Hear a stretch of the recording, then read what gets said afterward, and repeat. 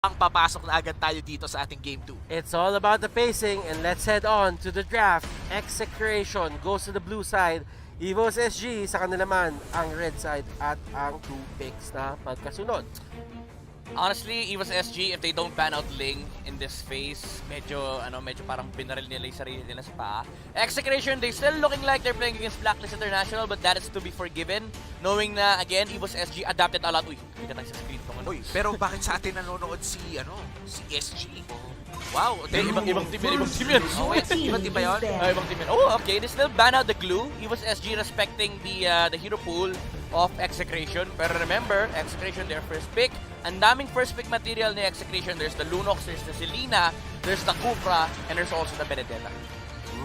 And looking at the bans right now, no, it was SG, Execration. As you said earlier, Midnight, talagang they're looking towards the same type of bans. And feeling ko, Evos SG, they're still quite confident on how they drafted in first game. Alam nila that it should have worked out for them, pero hindi gumana. They're still sticking to what worked, at least on the most part, and maybe adjust yung mga konting microplay na nagkamali sila na mamaya pa natin makikita. Execration, tatanggalin nila ulit ang Matilda. This is very much identical sa first game bans natin for Execration. Yeah, yun yung sinasabi natin kanina na sobrang typical nito for Execration, that they opt to ban out the Matilda as last kasi tinitignan nila yung viable options, especially when their second pick. Talagang hindi nila pinapakita yung Matilda ban kasi they want to pressure the first pick team to pick up the Matilda. Now, they're on the first pick. They're telling Evos SG na wala kaming balak mag-Matilda like ever, like legit, no? Kasi ang mga first pick materials dito for Exe is the Selenas, Lunox, okay, there you go, the Eve ban. Evos SG opted to ban out the Eve. This is probably a Selena first pick for Execration. Let's see. First 3 bans for both teams, natanggal na nila, and Execration taking their time, hindi sila nagmamadali. Ang daming options na open. You still have the Benedetta, you even have a Jawhead. You can even pick a Kufra if you want to. Ang dami talagang pwede. Well, for the side of Evos SG, para sa akin, napaka-familiar na opponent yung ganitong drafting na ginagawa ng Execration. It's like you drafted for your grand finals para sa side ng Execration. And Execration, feeling ko nga pwede pa nilang ilabas. Sa tingin nyo ba may ilalabas pa silang Bane Faramis dito? Pag nag-first pick Selena sila pa, hindi. Mukhang ilalabas nila ang Jawhead. Magkakaroon ba ng seminar dito si Chakno kung paano mag-Jawhead? And Execration, they definitely go for aggressive playstyle. And ito, napaka-aggressive ni Jawhead, especially if early game ang usapan. Kanina nga lang Midnight, Evos SG, they got the Jawhead pero hindi tayo nakikita ng aggressive rotations from Evos SG. They used that Jawhead a little bit defensively at talagang nag-go lang sila for skirmishes on actual big fights. Well, again, that's the problem of facing a Grok as a Jawhead. You can't literally make any offensive moves without a flicker kasi yun lang yung option mo na mag-flicker ka, hanapin mo yung target sa likod ni Grok, then try to take down that target. Kasi nga, ang ginagawa lang ni Chakno is parang dito. Now, I like the Jawhead first pick from Execration. This is them understanding that Evos SG or Singapore in general doesn't really pick the Selena on the first 2 picks. Lagi nilang tina-third pick si Selena or banned on the second phase. So they opted to go for the Jawhead para makuha nila yung maximized hero pool with Chakno, and they let go of the Granger Benedetta para makuha nila yung Selena. So this is overall good understanding from Execration as to how Singapore likes playing with the 2 picks on the red side.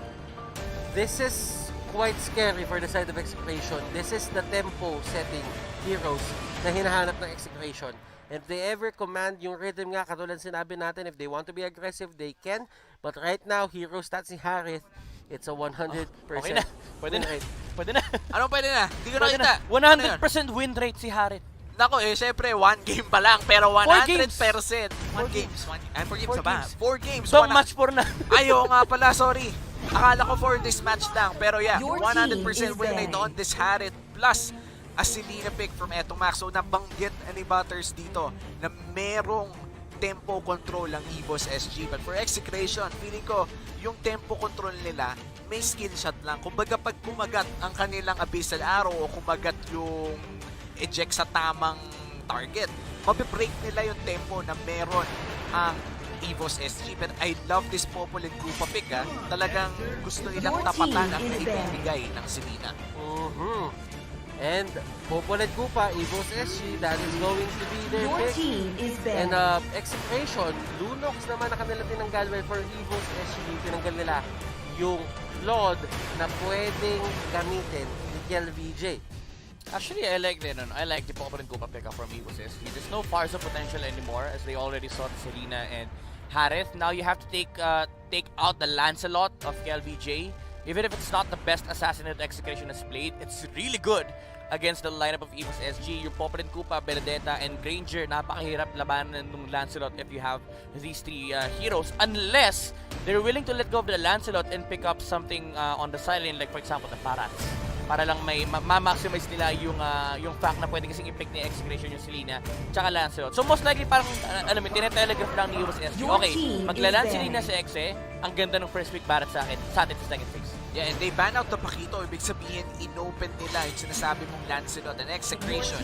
They ban out the Farsa, even if it's more of a reactive. Kumbaga, ayaw nilang may kalaban na Farsa on Evos SG side. Now, they have actually ang daming options ng Execration dito ngayon against Evos SG. The Selena against the Popolet Kupa alone would be a battle of information. But apart from that, the tempo could easily switch between two teams. The early damage coming in from Granger and Benedetta versus yung early potential na tumama yung mga skill shots neto ni Selena to the follow-up of the Jawhead. Again, Execration versus Evos SG, based on the first 3 picks alone, talagang magiging ano yung term nyo doon? Yung pag sobrang ma-action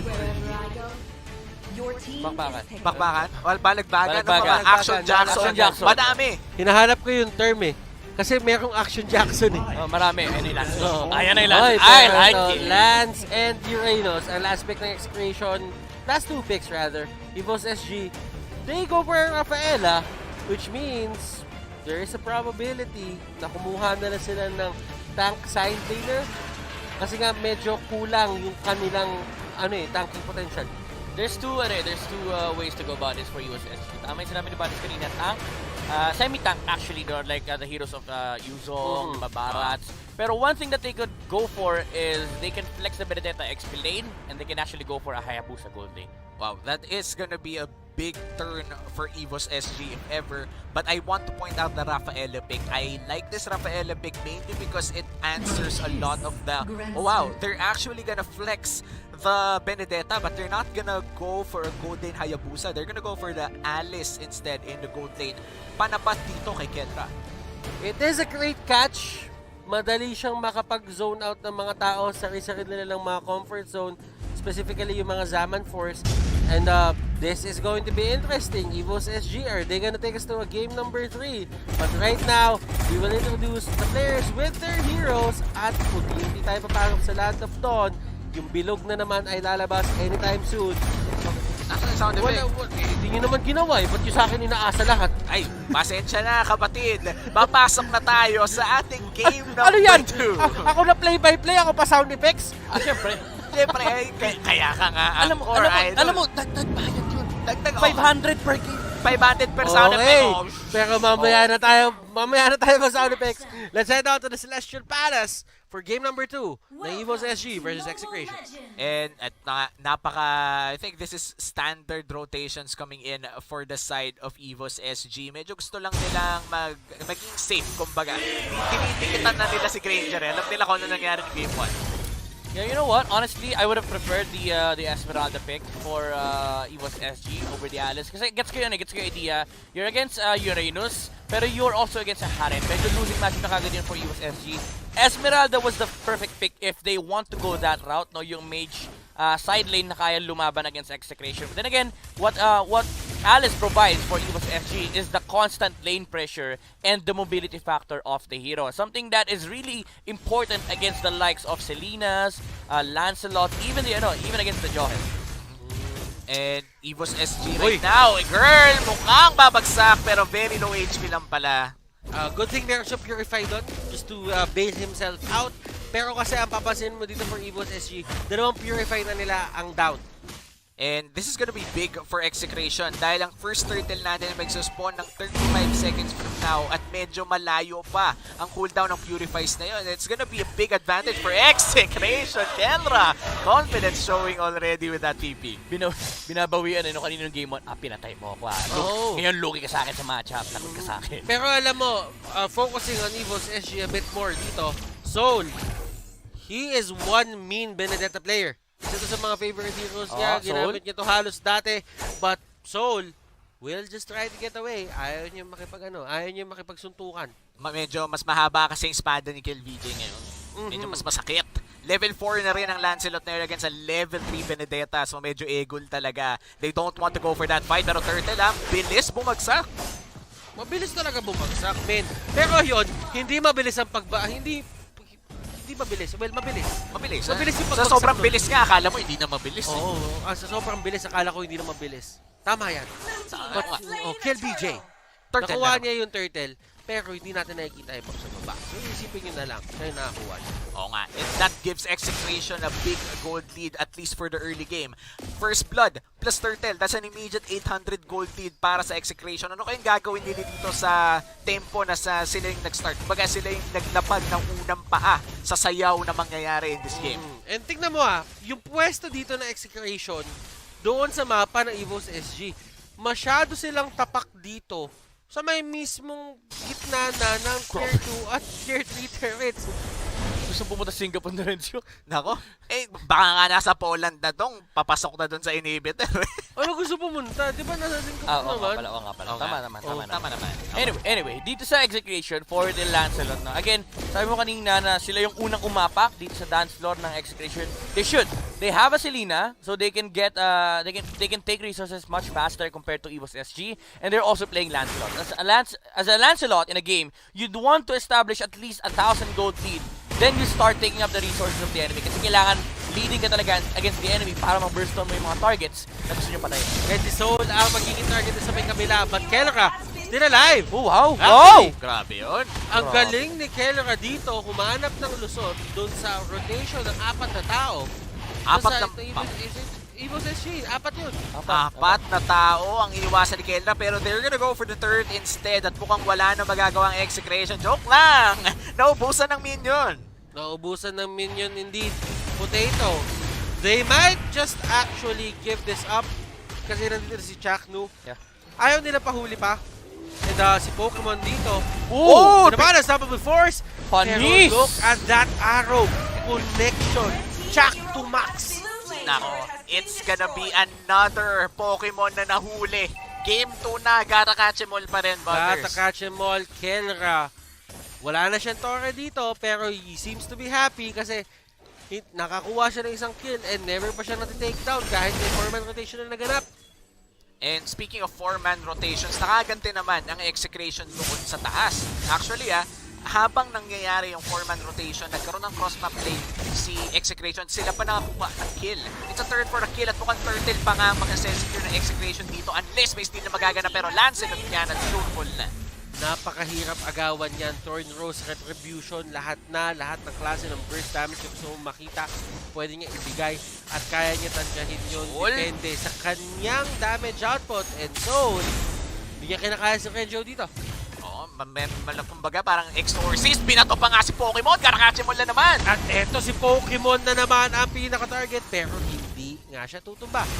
And speaking of tutumba, at mukhang tutumba dito si Soul, pero grabe ang damage, Phantom Execution in! And girl, Potato, Kiel. sila ang target dito ni Kiel, pero Kiel forced to go out. Grabe yung ruta niya doon. Grabe yung ruta niya doon. Nakita mo ba yun? Oo, para naka-GPS to. Naka-GPS. Lumiko pagdating sa ganyan. Never ka pwedeng mawala. Sabi sa kanya ng GPS niya doon, pagka-dash mo kay pagka-dash mo doon kay Pokemon, turn left. Tapos, turn right. Si Chaknu, nakahuli ng isang member dito.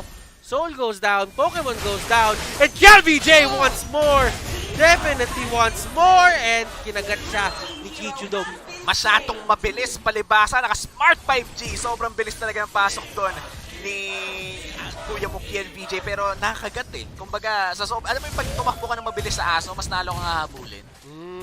Pero Pero sa side track ko lang kayo, sinolo kill ni Endo Maxisol sa top. Oo nga eh. Nako, alam mo tama, alam mo, pag-usapan natin yan. Sinolo kill nung Selena yung Benedetta. Gaano ka kalupit para magawa mo yun? At si Renjo dito, naiwasan lahat ng bullets. Pero yung last bullet pala ay tatama pa rin. Nagantay si Potato na mahawakan ng Alice para straight line. Hindi niya kailangan mag-isip kung saan niya itapon. Oo, kung yun yung tipo na pag hindi pa tumama, kasalanan mo na yun. Wala nang slow, na-snare pa nga, in Potato, he lands all of the bullets at mukhang papasukin nila si GNB. They got to be execution in! At gusto niya lang talaga mag-take Arrow. down nung ganong mga minions. Pero, wow, Evos, JPL, tatakbo lang sila.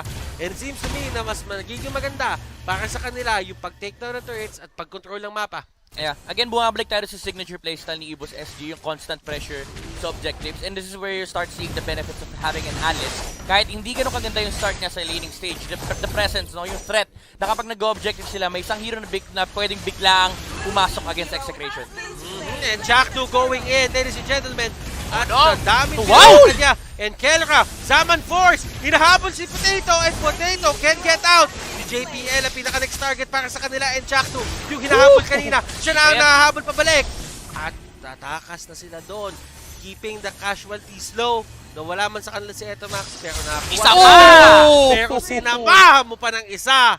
Makulit, makulit. Pumasok pa ulit at binigyan ng Execration. And Execration akala mo malapit nang bumagsak si Chakno pero hindi siya bumagsak ng walang ganti. Flicker out, binalig, Naku po, binalibad sa Pokemon. buong tropa. Pokemon na naman! At ang dami sana pwedeng puntahan ni Pokemon doon. Kaso hinarangan lahat ni Etomax. Nako. And Execration, they definitely control the tempo right now. 3k gold lead and a 7 kill lead as well for Execration. At lahat ng turtle sa kanila din napunta. Yeah, honestly, this is something that you would expect on the side of Execration whenever they get Joed and Selena. And gusto ko yung item build-up ni Renzo, yung Brute Force breastplate first item. Siya yung kumaga parang CCTV naman this time around, hindi na si Chakno. Kasi ang trabaho ni Chakno dito is to set up and make sure na may mapapatay kagad sila sa side ng Evos SG. Kaya ang ganda nung play niya kanina, nung akala natin si Execration yung lugi. Pero pumasok pa si Chakno, sabi niya, akala nyo, di ako lalaban Tinapon niya pabalik si Potato para maabot siya ni LBJ at ni Kelra. Slowly but surely, yung members dito ng Evos SG, kumukuha sila ng torre left and right. Habang si Renjo naman, kinokontrol niya itong baba para makuha yung mga turrets. Renzo?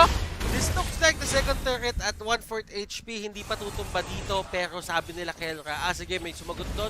Kunin na natin itong nasa taas at palitin na natin ang mundo ng Evos SG. Dami, kunwari na lang, hindi ko nakita yung holy baptism na yon. But right now, there is a fight happening, ladies and gentlemen. Evos zone. Next target, Kelra, is going crazy sa mga bagay na ginagawa niya dito. And I feel like Evos SG, they could have gotten that fight. Kaso hindi talaga tumama yung Holy Baptism ng Rafaela. If they got Kelra early with that ultimate, that could have been a different story. Pero nabigyan ng free reign si Kelra dahil nga doon sa hindi tumamang ultimate, Zaman Force na pag, only dash, only damage, and kita naman kung gaano nakasakit si Kelra at this part of the game. 5-0-4 unaharit. This is a dominating performance coming out from Execration, Evos SG. Considering na sobrang ganda ng start nila, it seems to me na hindi talaga nila mahawakan yung kalamangan na meron sila pagdating sa early game papuntang mid game. Yeah, medyo nakikita din kasi natin yung playstyle ng Evos SG. They're really not good. Oy! Tinamaan na naman! Sa pool, isa Sana pa. naman. Ay, mukhang may takas. Safe na. Efas siya doon, efas siya. Pero muntikan na naman ng Renzo. Makatakas kaya siya dito. Final bullet pa tumama. But still, fact remains, kahit ma-take down yung si Renzo, there is still pressure on other sides of the map.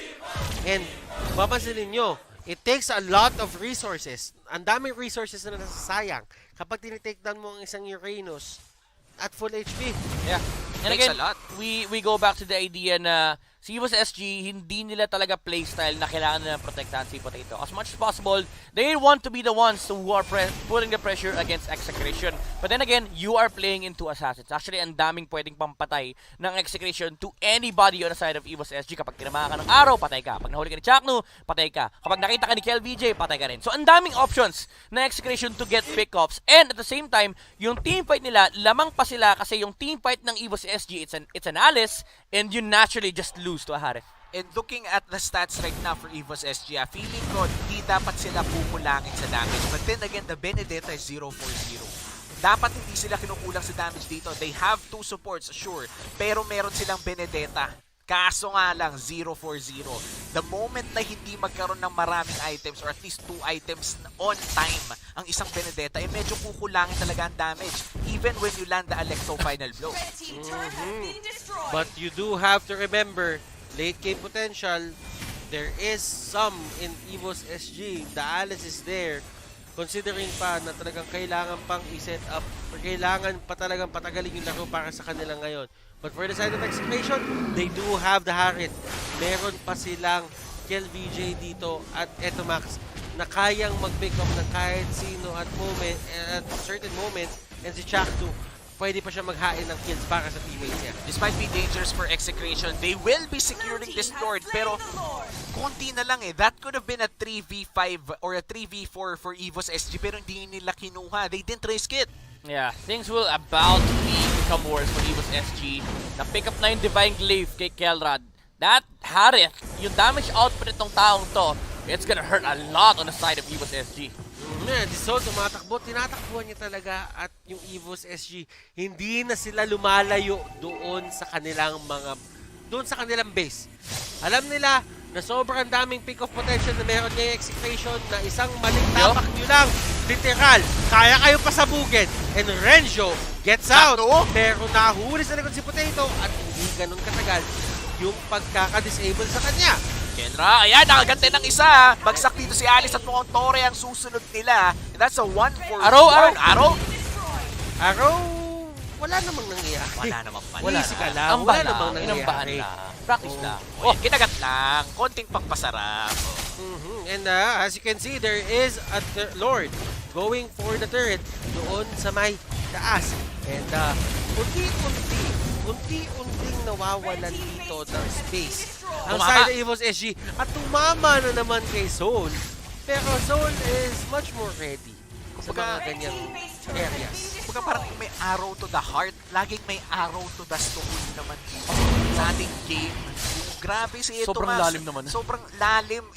Imagine mo dong, sobrang lalim ng abyssal arrow, lumulusot na sa puso, diretsong kaluluwa na. Ganong asintado si Ito Max. Execration, they are just lurking the area. Kumbaga, ito yung pinakalamang nila para sa akin Like, meron din naman ganito yung side ng Evos SG. Pero I feel for Execration, yung freedom na meron sila sa mapa ngayon, parang ang dali maglagay ng abyssal trap. Para talaga makita yung mga tao sa paligid, pero si Chaknu yung pinakalikod. And they're just gonna back off. Ayaw nila mag-engage. Disengage lang sila. I mean, at this point, Execration, they're just looking to get all the resources on the side of Evos SG. Kapag may tinama ng araw, we go for it. Kapag may lumabas at natala na ng Chaknu, we go for it. Pokemon! Naku po, meron siyang truncheon dito, pero this might be a disaster for Evos SG. Rapo, mapasok. Yung pana hindi tatama, pero walang silang pakialam doon. Renjo and the others, they go in. Binato pa ni Chaknu si Renjo palabas para save siya. 2 members on the side of Evos SG down. Renjo and the others, andito sila sa area, and si Selena nasa labas. Bato na siya ng bato ng pana at hindi na naman tatama, pero those are good arrows kasi laging nasa-zone out, laging na-isolate yung ibang members ito sa side ng Evos SG. At eto na si KLVJ going in! Phantom Execution! Tumama sa karamihan! And that is going to be it. Walang buhay dito para sa side ng Evos SG and Execration. They take the series with a 2-0. Malinis na malinis, gentlemen. Malinis ang Pilipinas ngayon, mga kapatid. 2-0 din kanina. 2-0 din ngayon. Blacklist